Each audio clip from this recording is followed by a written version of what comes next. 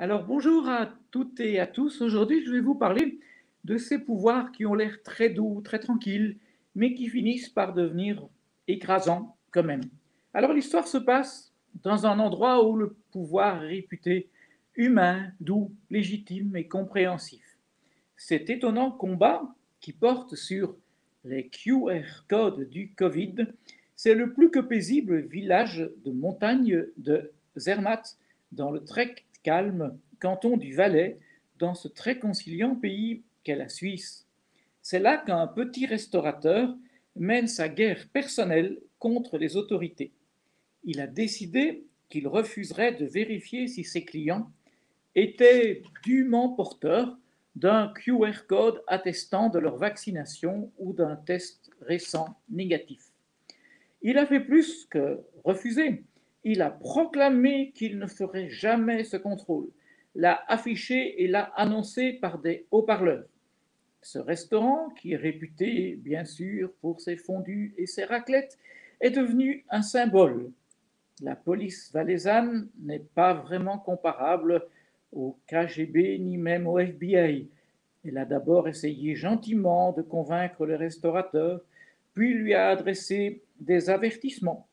Comme partout toutefois, le pouvoir, même celui d'une vallée tranquille, se braque quand on lui résiste, et ce fut l'escalade.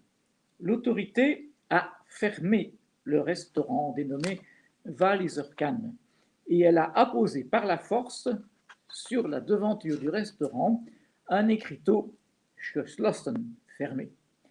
Bravant l'interdit, le restaurateur a rouvert le restaurant. La police est alors venue déposer, mais oui, des blocs de béton de plusieurs tonnes devant le restaurant, pensant ainsi en empêcher le passage. Le restaurateur a tagué ces blocs en écrivant qu'il était ouvert. Et juché sur les blocs de béton, il s'est mis à haranguer les passants pour proclamer que son restaurant était bien sûr ouvert et que, évidemment, il ne contrôlerait pas les QR codes. Alors, mais l'escalade a continué. La police est venue l'arrêter. Le parquet a demandé qu'on le mette en prison. Mais le tribunal a refusé cette demande et l'a libéré. Ce qui n'a pas empêché l'administration de lui retirer sa licence d'exploiter le restaurant. Vous voyez les proportions que tout cela a pris. Du coup, chose inimaginable, dans un tranquille village alpin, on a commencé à organiser des manifestations de soutien pour ce qu'on a appelé le résistant anti-mesures Covid. Nous savons bien que même face à un pouvoir aussi modéré que celui qui règne à Sion, capitale du Valais, notre restaurateur va perdre son combat parce qu'il affronte un pouvoir et que celui-ci n'accepte jamais de perdre et que bien sûr, personne, surtout pas en Suisse, ne fera la révolution pour des QR codes. Pourtant, comme je le disais, ce combat est symbolique.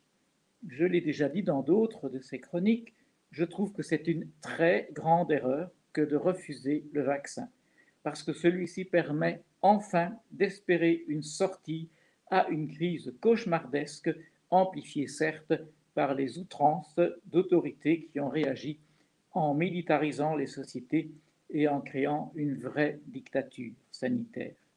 Pour en sortir, comme une révolution, je l'ai dit, n'aboutirait pas, il vaut sans aucun doute mieux accepter la vaccination qui a le mérite de vraiment nous protéger que d'encore endurer des lockdowns qui minent à la fois l'économie et nos relations sociales.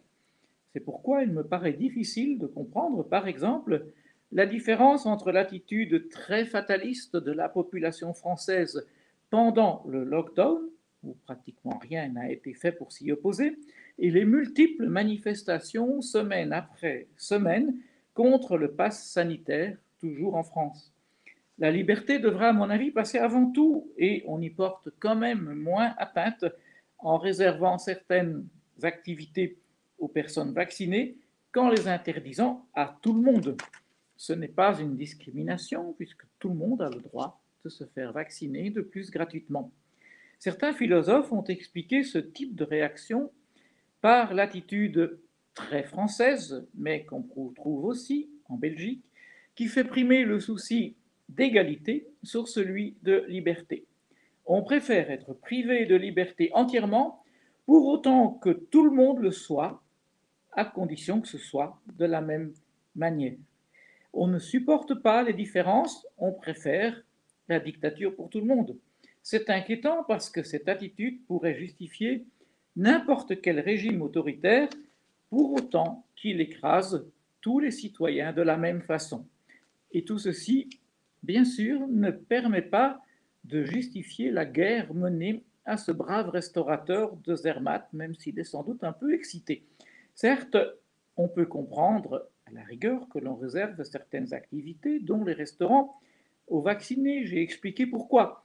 Mais il n'est pas normal que la tâche de vérifier l'accès soit dévolue aux restaurateurs. Leur rôle n'est pas de faire la police, ni d'assister la police d'ailleurs, et ils n'ont pas à devenir les collaborateurs de l'autorité, ni à être sanctionnés parce que d'autres personnes, leurs clients, enfreignent des lois. Nous, individus, nous sommes tenus de respecter les lois, mais nous obliger à les faire respecter par d'autres, à aider le pouvoir à les faire appliquer, c'est un pas important et qui n'existe pas seulement dans la législation Covid, vers un système totalitaire.